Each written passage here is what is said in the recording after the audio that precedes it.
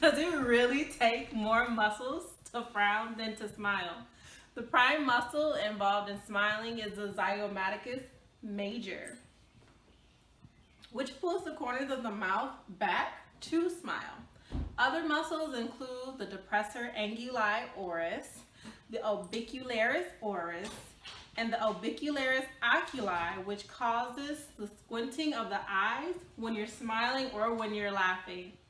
The levator labii superioris and the levator anguli oris are also involved in smiling. The origin of the zygomaticus major is the zygomaticus bone. It inserts at the skin from the corners of the mouth, in which I'm sure your cheeks are probably hurting. The nerve supply for the facial expression of smiling is supplied by the cranial nerve 7. The facial nerve. It's the cranial nerve for all facial movement. The synergists include the risorius, and the antagonists include the depressor anguli oris. Have you heard the saying, why the long face? That is to be meant literally when you're frowning. The prime muscle involved in frowning includes the platysma. Other muscles included in frowning are the orbicularis oculi, the corrugator supercilii, and the procerus. Origin of the platysma is at the lower neck and the upper lateral chest. Insertion of the platysma is at the inferior border of the mandible, in addition to the skin covering of the lower face and angles of the mouth.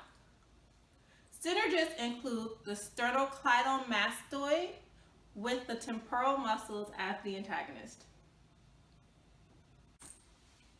In the movement of turning or tilting your head, there are two main prime movers involved. This includes the trapezius and the sternocleidomastoid. Origin of the sternocleidomastoid is at the sternum and the clavicle, hence sternocleidomastoid. It inserts at the nuchal lines of the occipital bone. The trapezius inserts on the lateral third of the clavicle bone, as well as the acromion and scapular spine of the scapula, and originates on the occipital bone.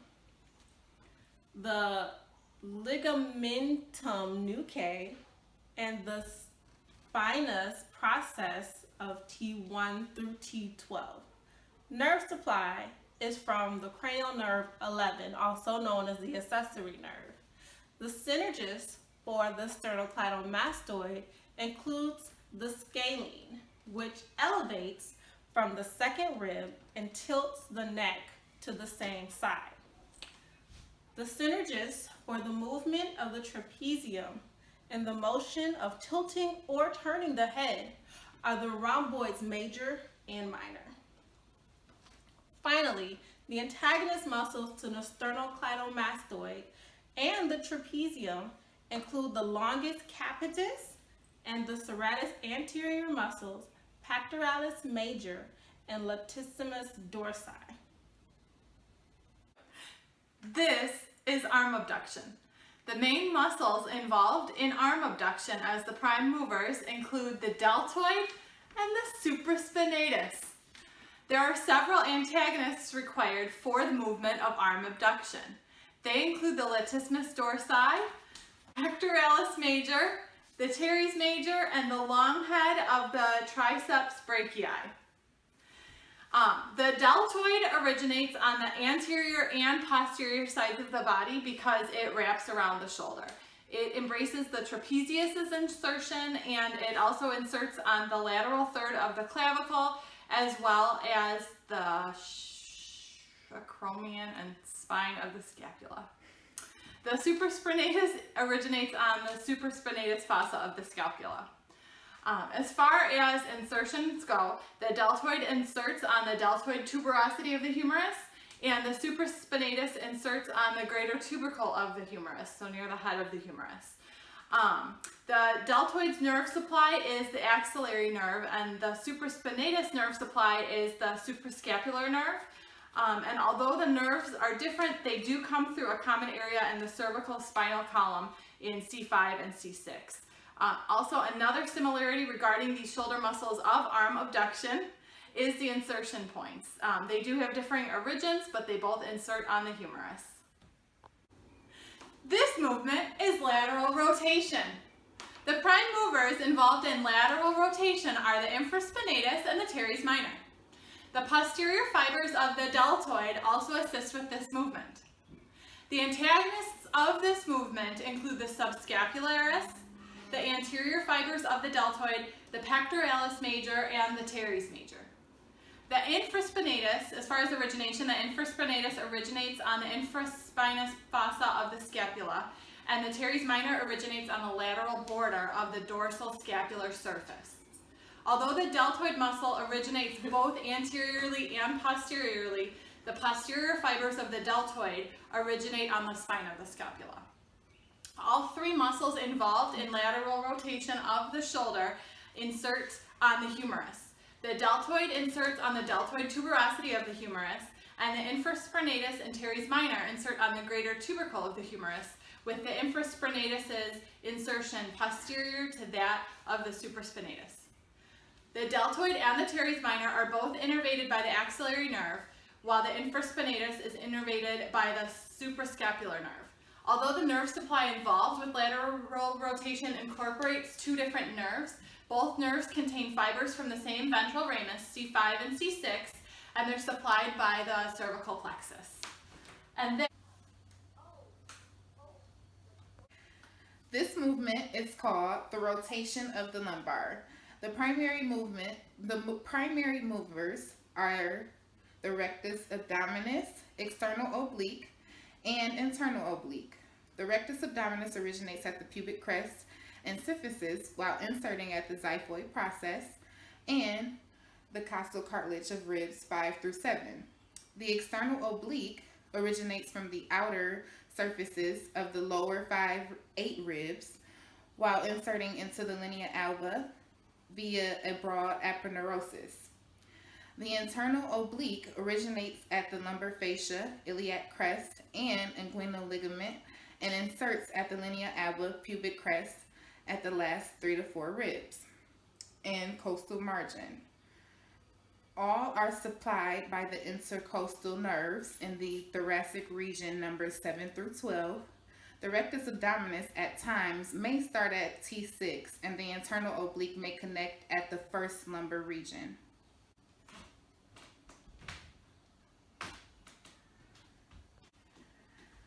This is the abduction of the thigh. The major or the prime movers are the gluteus medius, minimus, and sartorius muscles. The sartorius originates at the anterior superior iliac spine and inserts by winding around the medial part of the proximal tibia and is supplied by the femoral nerve. The gluteus medius originates between the anterior and posterior gluteal lines on the lateral surface of the ilium while inserting by the short tendon into lateral aspect of greater trochanter on the femur. The gluteus minimus originates between the anterior and inferior gluteal lines on external surface of ilium while inserting at the greater trochanter of the femur.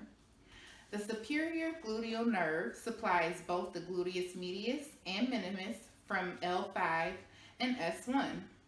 The synergists involved are the tensor fascia latae, gluteus maximus, piriformis, obturator internal and external, and the gemellus. The antagonists of this action are the iliopsoas, the vastus lateralis, and the rectus femoris.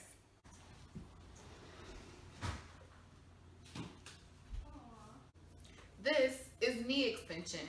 The rectus femoris, which originates at the anterior inferior iliac spine and superior margin at the acetabulum and inserts at the patella and tibial tuberosity via patellar ligament, is one of the prime movers of knee extension. Others are the vastus lateralis and vastus intermedius. The vastus lateralis originates at the greater trochanter, intertrochanteric line or linea aspera while inserting at the patella and tibial tuberosity, just like the rectus femoris. The vastus intermedius also inserts at the same place as the rectus femoris and lateralis, but originates at the anterior and lateral surfaces of the proximal femur shaft. All prime movers of knee extension, just mentioned, are supplied by the femoral nerve. Even the synergist of the action, the sartorius, is supplied by the femoral nerve. The sartorius only slightly helps the movement, and the antagonists of this movement are the biceps femoris, the semimembranosus, and the semitendinosus.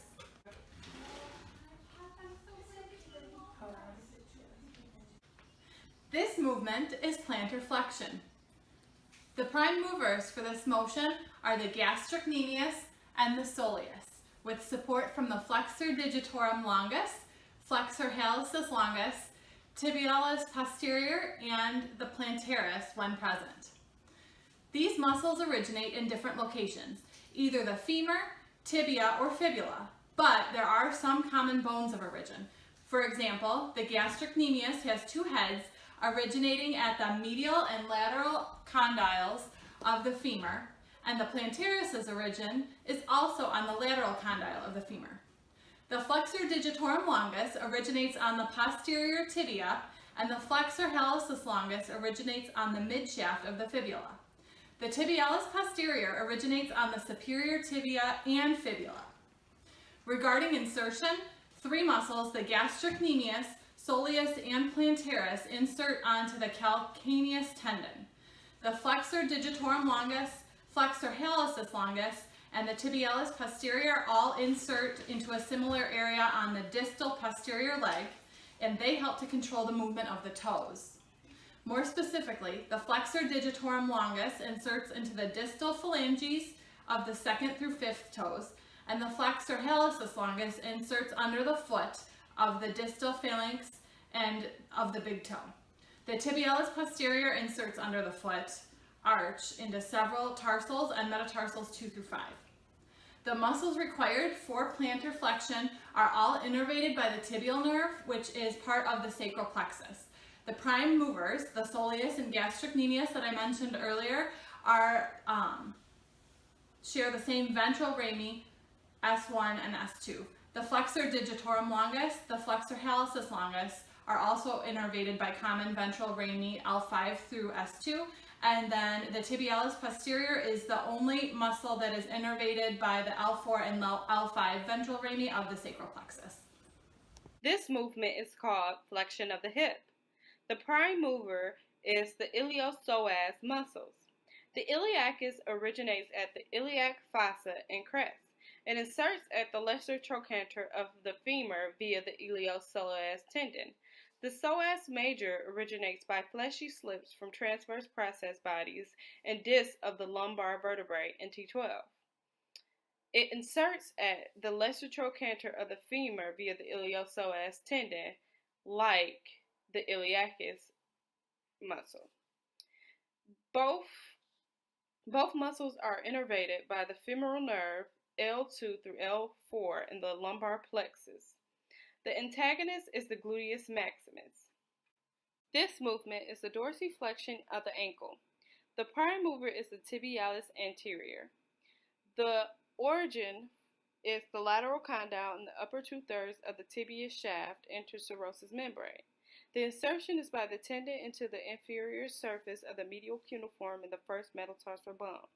Innervation for this muscle is the common fibular nerve in the sacral plexus.